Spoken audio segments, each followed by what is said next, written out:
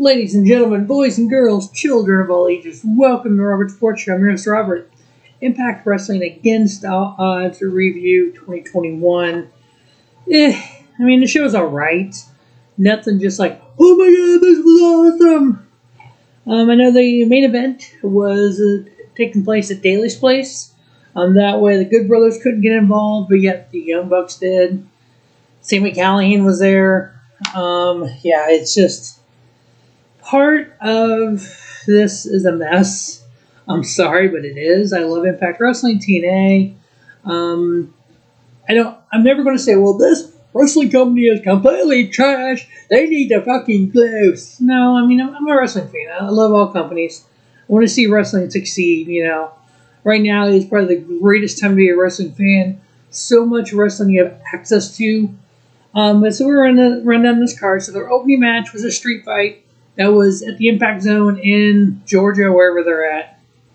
It was the Good Brothers versus Sami Callihan and Tommy Dreamer. On Impact this week, Sami Callihan, who is the number one contender for the world title, after Moose, it was going to be Sami Callihan faced the winner of Moose and Omega. He wanted the Good Brothers. Scott D'Amore said you need to find a partner. Tommy Dreamer stepped up. He goes, the enemy of my enemy is my friend. I'm an enemy with the Good Brothers. You're an enemy with the Good Brothers. And we're not friends, but I'll be there for you. So Sami and Tommy Dreamer took on the Good Brothers in a street fight. Typical street fight. Typical 52-year-old Tommy Dreamer street fight. It was like, all right, Tommy Dreamer and Sami Callihan did get the victory. I ended up giving it 2 3/4. Next up, we had I don't understand this match at all, but whatever. Doering of the Violence by Design versus Kojima from New Japan Pro Wrestling. Kojima had a match on Impact as well. He's been there for 2 weeks now. He's kind of part of that Forbidden Door, New Japan, Impact Wrestling, and AEW. Doering getting a victory here kind of mauled him, Kojima. If you look at my point of view on that, it was okay. I did see some people online giving this match like 3.5. I'm like, what the fucking match were you watching? I give it 2 3/4. I could see somebody going 3, but it was just kind of their match. Joe Doering didn't do anything for me. Next up, we had a Fatal 5-Way for the number one contender for the X Division title. Current X Division champion is Josh Alexander. We had Petey Williams versus Trey Miguel versus Ace Austin versus Chris Bay versus Rohit Raju. 5 of the top X Division guys in pro wrestling. Match started off pretty well. Each guy kind of did their spots, did the dives outside the ring. They kind of did 1-on-1 in the ring. Everybody else kind of outside. So it had its good moments.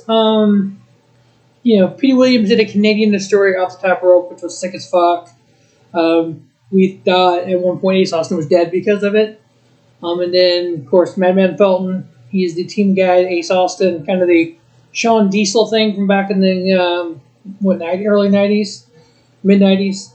But yeah, he didn't get involved. Yeah, it's a no DQ match, but so he comes in, Madman Fulton, takes out, who the hell did he take out? Miguel, Petey Williams.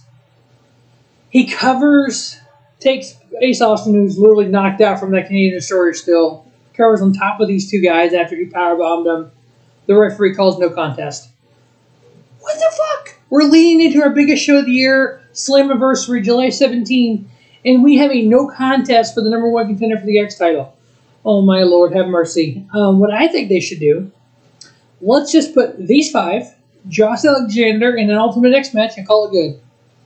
Hopefully that's what they end up doing. Slammiversary is a big show. We need a big match like that. That fucking match was still a show, probably. But before they no contest in this match, I give it 3 1/4. It was starting to be really good. Next up, we had W.Morrisary versus Rich Swann.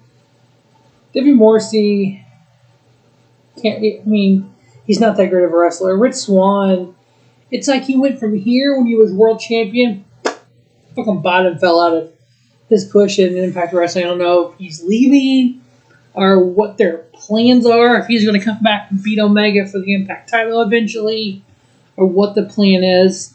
But yeah, this match was just kind of thrown together. I ended up giving it 2.5. W.Morrisary getting the victory, or W.Morrisary getting the victory. Next up, we had Tennille Dashwood versus Jordynne Grace. Again, no real true build here. Tennille Dashwood has been looking for a tag team partner, and she went to Rachel Ellering, who was former tag team champions with Jordynne Grace, and they're still besties. They're still friends. And Ellering was like, no, I'm with Jordynne, and Jordynne shows up, and this whole weird vibe thing going on. They make this match, and then quick little roll up, Tennille Dashwood gets the victory. And Jordynne looked pissed in the ring. Rachel Ellering was on the ramp, kind of looking lost, like, what the hell is getting ready to happen here? Is Rachel going to turn on Jordynne Grace, or vice versa? I don't know where they're going with this, but Tennille getting the victory, I give it 2 3/4 star. Yeah, the knockout tag titles on the line. Honestly, Impact doesn't have that many women tag teams. We have Fire and Flava, the champions, versus Kimberly and Susan. Yeah, this match, it was okay. It was a typical mainstream kind of move women's match. Fire and Flava retaining their knockout tag titles. I ended up giving it 3. It was a pretty decent match, but it still could have, expected more. But Fire and Flava retained their titles. Next up with the men's tag titles on the line, we had champions Violent by Design using the Freebird rule. So we had Deonna and Rhino defending the titles. Joe Doering and Rhino, the two that won it. But now, because of the Freebird rules, we have Eric Young deciding before the show who will defend the titles. So we have Deonna and Rhino versus Black Taurus and Crazy Steve, the 2 members of Decay. Yeah, this match was just trash, honestly. I mean, it wasn't a good match at all, which I don't think it was meant to be a good match because Doering was in it. If you've done Eric Young and Deonna, I've been alright. It had Rhino in it, but I mean, yeah, it was just there. Crazy Steve's not a great wrestler by no means. Neither is Deonna. Violent by Design ended up retaining. I did give it 2.5. Next up, we had the sub-main match, which was knockout women's title on the line. We had Rosemary versus champion Deonna Purrazzo. Deonna Purrazzo, she's wrestling down to her opponents. Now, Rosemary's not one of the best women's wrestlers on the Impact roster. If you think I'm wrong, I'm sorry, but that's my opinion. Deonna Purrazzo is a talented woman. She did better when she was wrestling with Jordynne Graces of the world, the Tyler Valkyries of the world, and the Tessa Blanchards. But when she's the leader of the division, she's not wrestling. She's wrestling down and not up to her opponents. She did get the victory here. Quick little, weird roll, a little pinfall. It looked kind of weird when it happened. I did give it 2 3/4. Then on to our main event for the Impact World Heavyweight title. Again, at Daily's place in front of people. Don't know who they were. They didn't look like fans. The stage was dark, so it's like you were trying to make it wasn't the Daily's place, but yet you've been advertising for the entire show it was. And then when you show the overhead shot at Daily's place, you see the stadium black, and you see no cars in the parking lot. So it's kind of random shot. Then we had Moose versus Kenny Omega, champion. They did this in Daily's place so the Good Brothers wouldn't get involved. We had Scott D'Amore and Tony Schiavone in commentary, which was pretty good. Of course, Don Callis joined commentary team, putting over Omega. For the most part, Moose did his power moves. Moose did one move.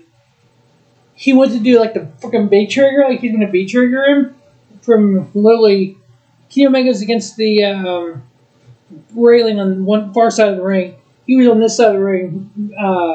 Moose was. He did the whole like him to do the B trigger. Goes running full force, went and dived. Omega moved, and Moose landed like in the 4th row. Like damn. And that was really kind of the like ooh move. But Moose, looked like the muscle guy. He was. He could take it, could give it out. Kind of was beating down Kenny Omega. Of course, then the Young Bucks show up. They both Young Bucks super kicked Moose twice. Omega ended up getting the pinfall victory there. I give it 3.5. And then we had Sami Callihan come out. Ooh, how did he get to Daily's place so quick? Really, people, this match was so pre-taped. The whole fucking show was pre-taped, I think.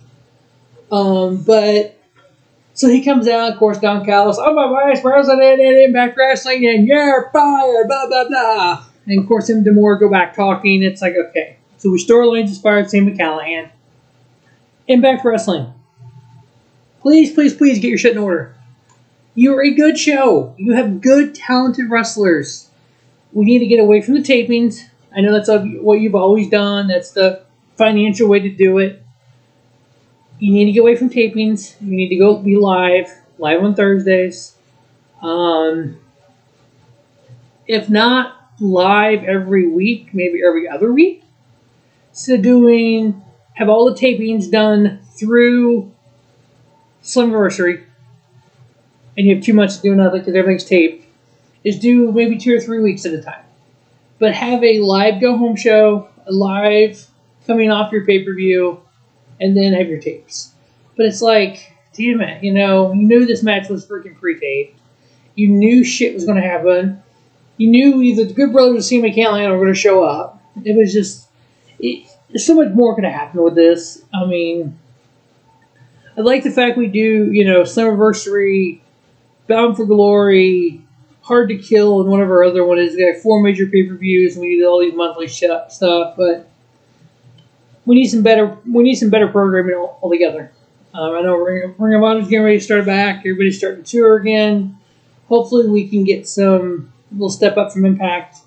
We already have WWE doing their trash job. We have an NXT doing their phenomenal job. Tonight we have in your NXT in your house. So definitely I'll get the review up for after that. And NWA is doing shit. They're in a couple weeks here in St. Louis. So hopefully I'll be able to go to AEW is coming to St. Louis. Hopefully I'll be able to get to that. I know everything is starting to open up, but I know personally I'm going to do everything I can to stay safe. I want everyone to do as well.